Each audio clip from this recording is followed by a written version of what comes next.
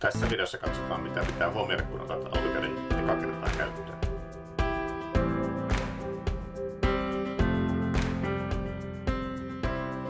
Hei, Lasse Kätlinkissä tässä.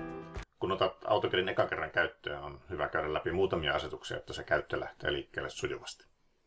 Ihan ekana asiana voi mainita sen, että jos sulla oli koneessa vanhempi versio AutoCADista ja käynnistät sitten sen uuden version, niin sulle tulee ekalla käynnistyksellä tällainen Migrate Custom Settings-ikkuna, jossa AutoCAD kyselee, että mitä asetuksia haluat tuoda sieltä vanhasta versiosta. Jos et ole mitään asetuksia viritellyt siellä vanhassa versiossa, niin voit valita huoleti Clear All ja sitten jatkaa eteenpäin. Mitäpä turhaan tuoda mitään, mitä et ole kuitenkaan viritellyt. Mutta jos tiedät, että olet vaikkapa räätälöinyt omia mallipiirustuksia, niin sitten valitset tietenkin template-kohdan ja jatkat eteenpäin, niin saat ne aikaisemmat räätälöidyt templateit uuteen versioon käyttöösi.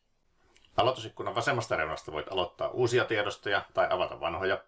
Keskellä näet viimeksi käsitellyt tiedostot ja oikeassa reunassa voit kirjautua Autodeskin pilvipalveluun. Kun aloitat uuden piirustuksen piirtämisen, varmistaa, että sulla on oikea mallipiirustus käytössä. Avaa Templates-lista, tarkista täältä, mitä mallipiirustuksia sulla on. Ja jos sulla ei ole mitään omaa räätälöityä mallipiirustusta tai mitään yrityskohtaista räätälöityä mallipiirustusta, niin silloin näistä AutoCADin mukana tulevista valinnoista paras on tämä ACAD ISO.dv, eli ACAD ISO siinä nimessä. Ja ACAD ISO tarkoittaa metriseen piirtämiseen tarkoittaa mallipiirustusta, eli tällä voit piirtää joko millimetripohjaisia tai metriyksiköillä olevia piirustuksia. Eli aloita tällä tyhjäpiirustuksessa. Mallipiirustuksen listalla on houkuttelevasti ACAD-niminen mallipiirustus. Ja jos sillä aloitat, niin silloin sulla on amerikkalaisen tuumosen piirtokäytön mukaiset asetukset. Eli ACAD ISO on tässä vaiheessa niin tärkeä valinta.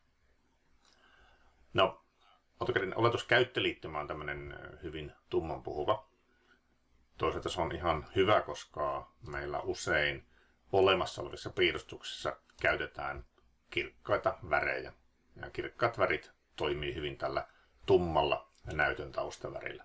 Jos haluat muuttaa näitä väriasetuksia, niin sen voit tehdä menemällä sovellusvalikkoon ja valitsemalla sen alimmalta riviltä Options-toiminnan. Ja esille tuollaisessa Options-ikkunassa Display-välilehti on se, mistä löytyy nämä väriasetukset. Meillä on kaksi kohtaa, mitä voit säätää. On tämä Color Seme, jossa on kaksi vaihtoehtoa, Dark tai Light. Ja tämä vaikuttaa vain näihin yläreunan painikkeiden värimaailmaan. Itse tuo piirtoalueen väri muuttuu painamalla tätä Colors-painiketta. Ja oikeasta yläreunasta voit sitten valita sopivan taustavärin. Ja vaikutuksen näet, kun suljet sen ikkunan ja vielä suljet tämän Options-ikkunan. Mutta tosiaan, jos sulla on vanhoja piirustuksia, missä on käytetty kirkkaita väriä, vaikkapa keltaisia viivoja, niin silloin tämä valkoinen taustaväri ei välttämättä ole se paras mahdollinen.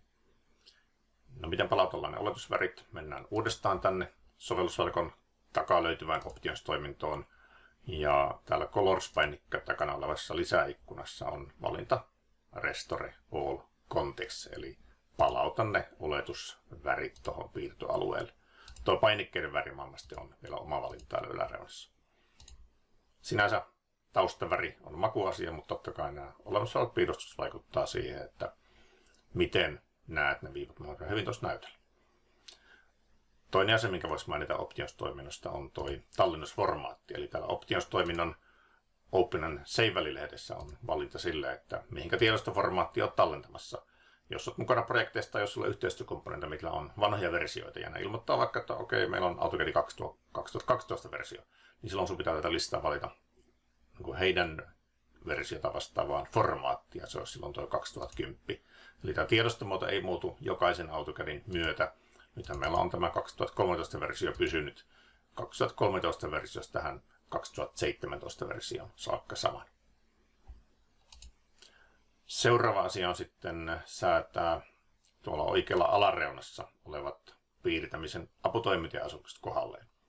Ja sen säädön voi aloittaa vaikkapa niin, että ensin painaa täältä oikealta alhaalta Customization painiketta.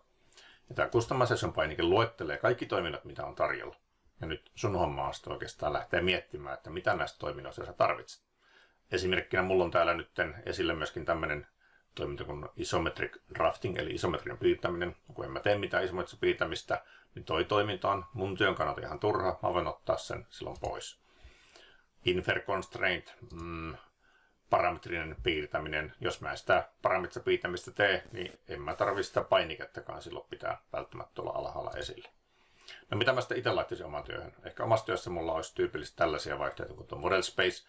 Se auttaa mua tuolla tulostilan puolella näkemään, että milloin mä oon siinä paperitilassa ja milloin mä oon avannut sen näyttöikkunan, mennyt näyttöikkunan kautta sen mallitilaan.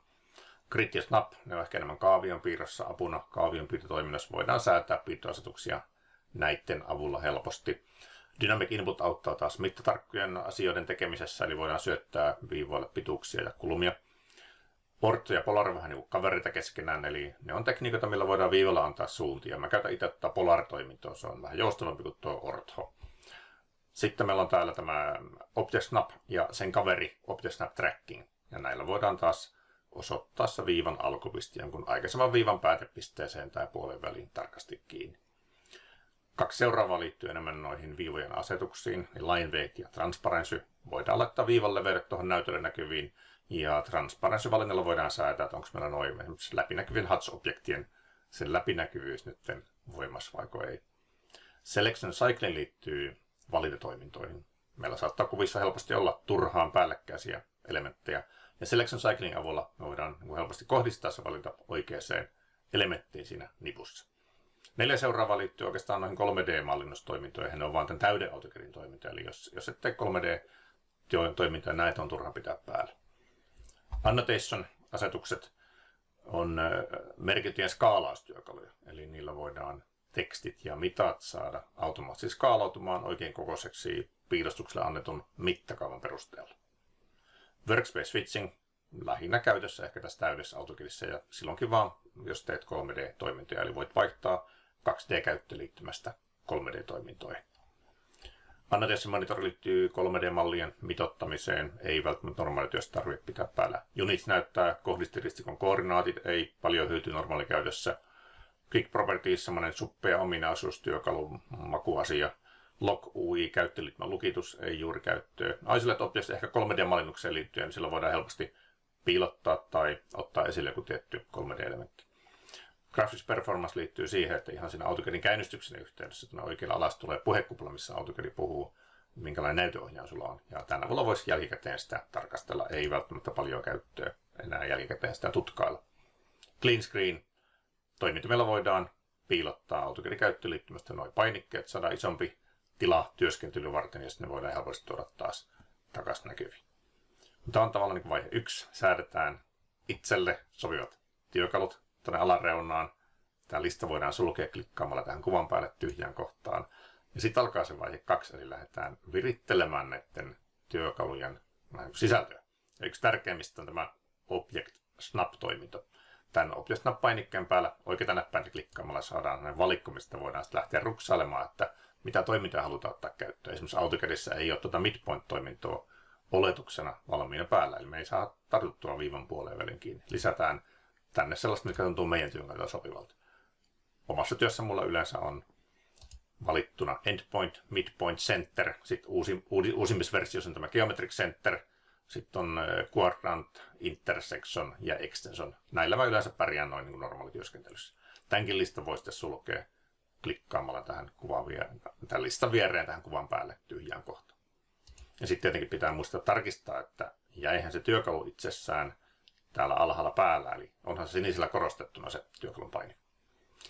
Toinen, mitä voi pikkasen säätää, on tämä Dynamic Input-työkalu, millä voidaan syöttää niitä mittoja ja kulmia painikkeen päällä oikeita klikkaamalla ja valitaan sitten toi Dynamic Input Settings, päästään säätää asetuksia ja täältä voi sen verran vaikka viritellä, että Drafting Tooltip Appearance-kohdasta voi lähteä muuttaa näiden koordinaattinäyttöruutien kokoa vähän isommaksi, niin sitten näkee paremmin, mitä näytöllä tapahtuu. Varsinkin läppärin näytöllä tuppaa usein jäämään tosi pieneksi noin koordinaattiasetukset. Hypätään seuraavaksi tuohon käskyriviin.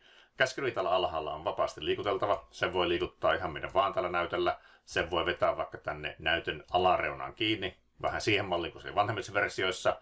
En itse täällä halua kyllä sitä pitää, koska se vie niin paljon tilaa tuosta näytöltä. Eli mieluummin pidetään se käskyrivi tuossa piirtoalueen alareunasta kelluvana palkkina.